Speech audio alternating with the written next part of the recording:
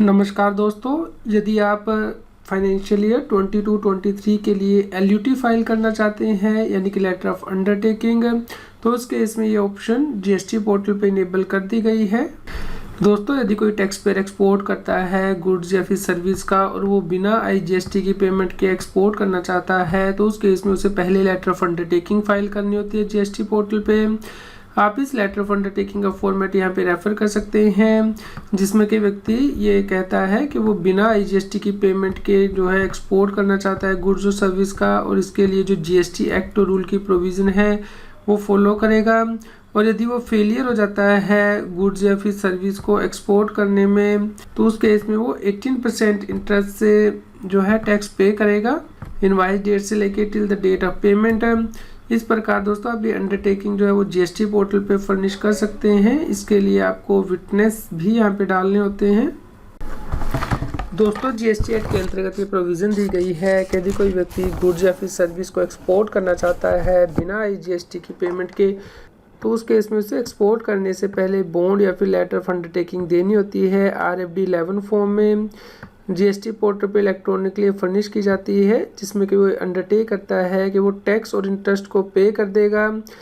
यानी कि गुड्स के केस में यदि वो गुड्स को एक्सपोर्ट नहीं कर पाता है, तो उस केस में जब इनवाइस रेज की गई थी उसके 3 महीने की एक्सपायरी होने के बाद वो 15 डेज़ के अंदर टैक्स और इंटरेस्ट जो है वो पे कर देगा। और यदि वो सर्विसेज एक्सपोर्ट कर रहा है, तो उस केस में जो अमाउंट है वो उसे कन्वर्टेबल फॉरेन एक्सचेंज में इंडिया में लेके आना होता है। और यदि वो नहीं लेके आता है, तो उस केस में इनवाइस की जो डेट है उसकी 1 साल बाद, तो उस केस में उसे 15 डेज़ के अंदर जो है टैक्स विद इंटरेस्ट जो है वो पे करना होता है। GST पोर्टल पर LUT अप्लाई करने के लिए आपको सब्सिडी टैब में जाना है और उसके बाद यूजर सब्सिडी पे क्लिक करना है। उसके बाद फर्निश लेटर ऑफ अंडरटेकिंग यानी कि LUT की टैब को क्लिक करना है। दोस्तों, उसके बाद आप यहाँ पे LUT किस फाइनेंशियल ईयर के लिए फ़ाइल करना चाहते हैं वो सिलेक्ट करेंगे, यानी कि फाइनेंशियल ईयर 22-23। और यदि आपके द्वारा LUT ऑफलाइन फ़ाइल की गई थी, तो उस केस में आप यहाँ पे जो LUT है वो अपलोड कर सकते हैं PDF या फिर JPG फॉर्मेट में। उसके बाद आप ये जो कंडीशन यहाँ पे दी गई है इन्हें टिक कर देंगे कि आप इन कंडीशंस को कंप्लाई करेंगे। यहाँ पे आप नेम ऑफ द विटनेस और उनका ऑक्यूपेशन जो है वो डाल देंगे और उनका एड्रेस, और इस LUT को आप फाइल कर सकते हैं GST पोर्टल पर। इसके अलावा दोस्तों, आप GST पोर्टल पर कॉम्पोजिशन स्कीम को ऑप्ट कर सकते हैं। फाइनेंशियल ईयर के स्टार्ट होने से पहले आपको स्कीम ऑप्ट करनी है।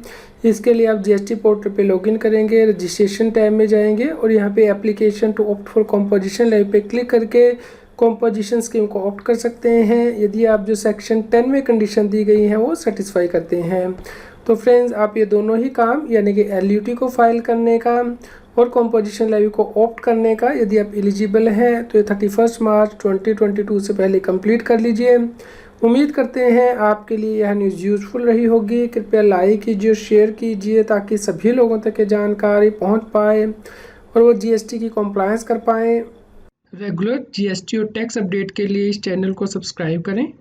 फ्रेंड्स, आप TDS, इनकम टैक्स, GST और अकाउंटिंग सॉफ्टवेयर ऑडिट ट्रेल के साथ कॉम्प्लायंस आसानी से कर सकते हैं। इन सॉफ्टवेयर के डेमो देखने के लिए आप हमें मोबाइल नंबर के साथ ईमेल कर दीजिए taxil@gmail.com पर।